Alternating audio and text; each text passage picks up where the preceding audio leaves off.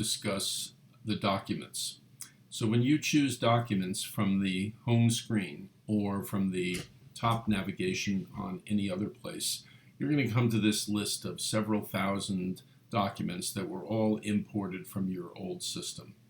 Now, it'd be very hard to find anything randomly this way, so you've got some filters at the top of the screen.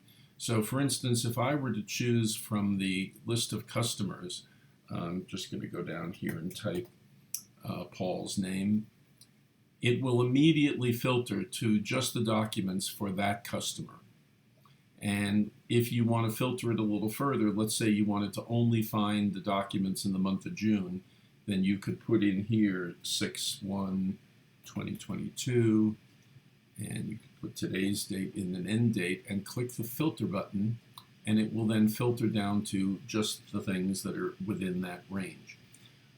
Any of the filters can be cleared with this little red button, so if I choose to click Paul's name and clear that out, it will refresh, but it will retain the dates of June 1st to July 1st. If I clear that, it will then give me everything in the entire list. When you have any document selected, I'll just take this third one in the list at random. When you click on the icon, it will show you a preview of that particular document.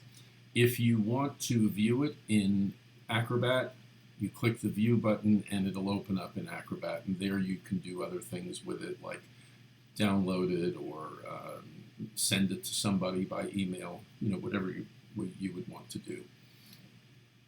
You click this little red button and it will close it, and that is, I think, oh, and you can also delete documents with this little button way over here on the right. Any document that you add to the system, whether it's an estimate or an invoice or any other kind of document, it'll always be here in this list. And there are various types of documents that you can filter. So transactions are just one type. There will be others that you can add. You can also filter by description, and of course the description might be a little difficult to use unless you've got some sensible words that you put into the description. So that is it for the documents.